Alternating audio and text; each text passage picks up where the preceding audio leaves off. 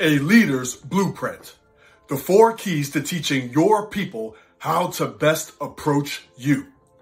Key number 1 is how you want to be approached. Key number 2 is how you want to hear it. Key number 3 is information needed. And lastly, key number 4 is what happens next. Now, I like to reel it back a little bit and start with employees. So many of your employees, whether they're the inspired and motivated, the steady streams, and mostly even your grouches, they have great ideas that will help the process of things within your company, organization, and customer and client satisfaction enhance. However, sometimes their delivery is so daggone poor that the idea can't get wings and fly. In other videos, I talk about how as an employee, they can communicate a leader's idea. However, the truth is leadership is a two-way street. And as leaders, sometimes we do a poor job of teaching our people, giving them the blueprint of how to come to us with sensitive information, to challenge us, and with great ideas that may not be on your radar. So how exactly do we do that? Number 1, how do you want to be approached? Now, there are so many different avenues within a professional setting. Maybe it's email, maybe it's text. You may have a work phone, so can they contact that phone? Slack, heard of it, never used it, however I know it's there. So there are so many different avenues, including your open door policy that you say you have. Now you, and as leaders, self-awareness is huge. You gotta know you. How do you best prefer? For me, I know email is best. Please email me and then I can get back to you, or my assistant will get back, and I'm available either Thursday at 1 o'clock or Thursday at 4 o'clock. Which time works best for you? And now we can set that time up, and it's not an emotional conversation.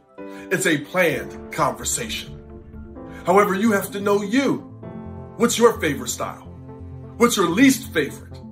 See, I don't prefer the text to my personal phone. My phone is for my wife, my kids, and my family. I don't like doing work over that. And especially when the times of days and outside of work hours and weekends can get all mixed up. But somebody on your team, that may be their favorite way. As a leader, give your people the blueprint of how you like to be contacted. Is it that Slack, that email, that text, that old school phone call, or a stop by the office? Next is, how do you prefer to hear the information? For me, I love and I teach a leader's idea. Hey, so-and-so, speaking to me, I have an idea I believe can help with ... I'd like to share it with you and see what you like about it, and if there's anything you'd fine tune. See, I love that flow because you're going to share the idea. You told me the bigger picture, and now we get to fine tune it, and it's not ego involved. I've also shared with people in my personal life. You want my attention? All you have to do is say, hey, Dre, hey, Dad, hey, whoever you call me if you know me personally. I really want to talk to you about something that's been on my mind. You will have all of my full attention from there. I will shut off the TV, turn off the music, stop working, whatever. You have me. Now that's the blueprint. You can't make your people follow it. However, you can sleep in peace at night, knowing that you gave them the most effective way to communicate hard information with you. Now, outside of that is the goal to not to react or overreact when they share it with you. That will build trust and keep them consistently sharing. Key number 3 is the information needed. So when people bring this information to you, when they bring an idea to you, what information do you need to allow it to have wings? So at your job, on your team, in your business, somebody comes to you the way you want it to. They gave it to you the way that you want to hear it.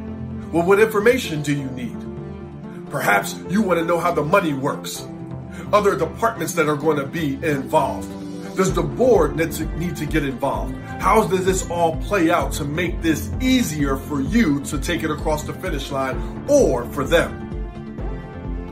And lastly, what happens next? Because without follow through, there is no leadership. So they brought you the idea the way you want it. You heard it the way you want it. Now you got the information needed. What happens next? What do they need to know? Do they need to be connected with someone? Does the idea fit their vision and vision factors? What's the timeline of the idea coming to fruition? And lastly, what authority span are you giving them? You have now given them the green light with a great idea. When they or their department will be following through, how much can they do? And up to what point before checking with you do they have authority to do? Now that's a leader's authority span. So now that's the blueprint. I'm so excited to say that I get to teach this worldwide. And I was at a company and I'm sitting at a table full of leaders.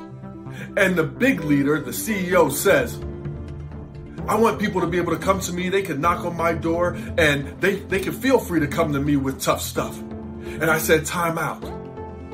How do you want them to come to you? And we went through the leader's blueprint. And at the closing of the session, some employees came up to me and said, thank you. Because I've been working here for years. And I never knew that. I never knew that it was okay. I never knew how they wanted to hear it. I didn't know the information that they needed. And this has made me feel like frustrated or burnt out. And now I know. And now I get to do. Give your people the gift of your blueprint, enhancing not only your leadership and work-life harmony, but also theirs. Guys, if you like this, you're going to love everything at youevolvingnow.com. That's YOU evolvingnow.com. Click it up above, down below, wherever you're watching this, and I look forward to you finding out more. I look forward to you reaching out and connecting and us chatting and customizing to create something of value and impact for you, your leaders, your employees, your teams, and your organization overall. Guys, thanks so much, and until next time, enjoy your evolution.